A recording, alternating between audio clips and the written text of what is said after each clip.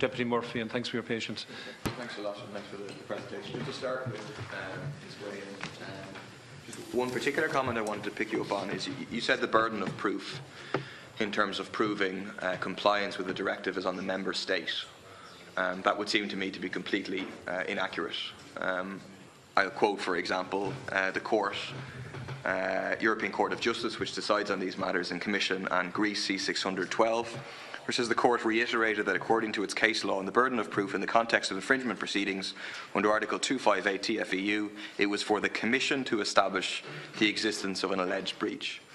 So perhaps you could clarify, correct your remarks, and perhaps tell us where you got the information that the situation is the reverse that it actually is, according to the European Court of Justice, who are the ones that decide whether a breach took place or not the Commission. Secondly, I'd just like to ask you a question in relation to the financing costs. So the financing costs, according to page 6 of this document, balloon over time, with the result, and you have to interpret the figure, but that by 2021, 73 million euros a year is being spent on financing costs. That's paying interest and so on loans, a higher rate on which is being paid, according to evidence from Vella last week, than will be paid if the state borrowed directly. So 1 in every 10 euros spent by Irish Water will be spent on financing costs by 2021. And if we return to the water bidding model we had before, over 1 in 4 of every euro raised by Irish Water through water charges will be spent on financing costs. What's the purpose of that, considering that the off-balance sheet model is gone, at least for the medium term? Why borrow at higher rates than the state can borrow directly? There seems to be there's no benefit. There is only an additional cost.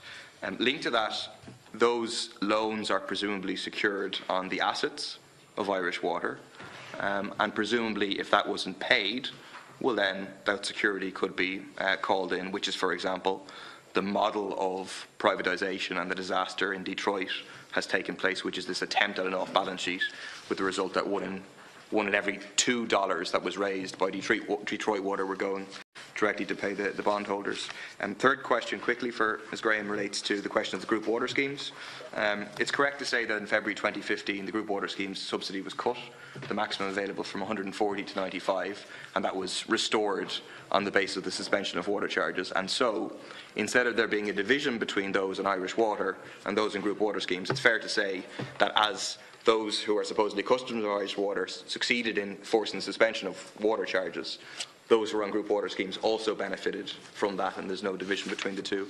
And finally, just for Mr McCarthy, in relation to Eurostat, I have the report from Eurostat here. I also have the description of the European System of Accounts, which one of the elements is that sellers act to maximise their profits in the long term to qualify for being off balance sheet, and particularly the criticism was made at a lack of economically significant prices.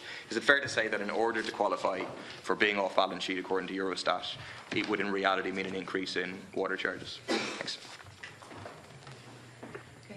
Thank you, Deputy. On the first question, what I meant by the reference to the burden of proof, if infringement proceedings are made against Ireland, we have to demonstrate how we are in compliance. So if we take the case that we are most familiar with, which is the Urban Wastewater Treatment Directive, which there are infringement proceedings against us, we have to demonstrate to the European Commission how we are going to come in compliance on that by showing the investment on a project-by-project basis for each of the agglomerations. We are reporting on a 6-monthly basis, and that will decide that on the progress that we were making, or if we lacked progress on that, would mean we would be referred to the court, and the court would make a judgment. Obviously, before the court, the Commission will make their views as guardians of the treaties known, and we will defend the state's position there, and the court shall decide. And the burden of proof in the court rests with the Commission? Well, the Commission would be taking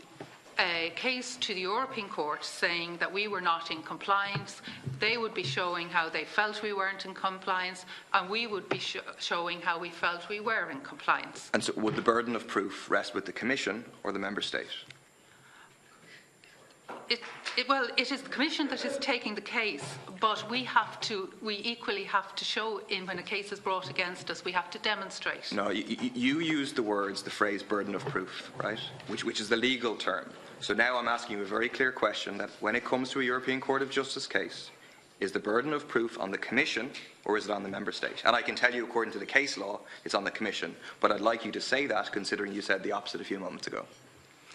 If I was unclear, what I was saying was that the case would be taken by the Commission would be seeking to show to the court and to prove to the court that we weren't in compliance and have fines applied. I am simply saying, in a practical sense, that means for this state we have to show to the Commission prior to that time and during a case how we are in compliance. That's not the case. The burden of proof is with the Commission, and that's according to the case law. And you shouldn't be misleading the Commission, this committee, if you're doing it on purpose, or else you should look up the case law, or you shouldn't use words like burden of proof. The burden of proof rests with the Commission. That's clearly the case in case law. Deputy, I in no way wish to mislead this committee. I am simply saying that it's a practical experience of when an infringement starts, we have to demonstrate compliance. I accept, in a legal sense, when you go to court, one person is bringing the case to court and we are defending. That is the case. In a practical sense, while that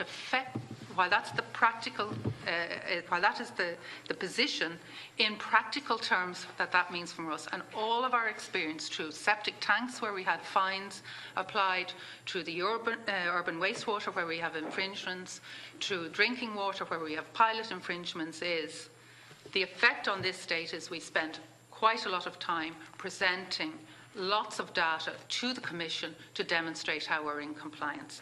So, yeah, I'd like to. I think that's been made clear enough, Deputy. If that's okay, can I go on to ask for replies to the Deputy's other questions? I think some of the. Thank if you're not finished, yeah. Just, I'll work through them quite quickly. Yeah, as quickly as you can, because there's a lot of people who want to come in. In terms of the questions, Deputy, you had in terms of the borrowing, as I said, this has been reviewed in the light of the circumstance we now find ourselves, with a view to the funding coming from the state rather than commercials. And in terms of the point on where the borrowing is secured, it is not secured against the assets. And the final. That's what it's secured against. It's unsecured lending. Okay. So it's simply looking at the business plan. Thanks. In terms of the point you made, you're correct. The subsidies were reduced to the rural water sector when the domestic charges came into being, and have been restored on the suspension. So, thanks. Thank you. Mr. McCarthy, do you need to come in there? Just on the Deputy's last point on the classification, just on the economically significant prices, they do, like you're right, the definition does say that it has a substantial influence on the amount of products that producers are willing to supply, but also on the amounts of products that purchasers wish to acquire. But in their findings, the issues they had with that was firstly that the massive investment in Irish Water did not seem to relate then to the price they were then charging for the product, so it didn't appear commercial from the Irish Water's point of view. And also because of the cap, there was no incentive, I suppose, for users to turn off the tap, so it didn't seem to influence their behaviour either. So that was really the findings of the... Fair to say that would mean increased water charges for your average user if you were to meet Eurostat. Yeah. Thanks.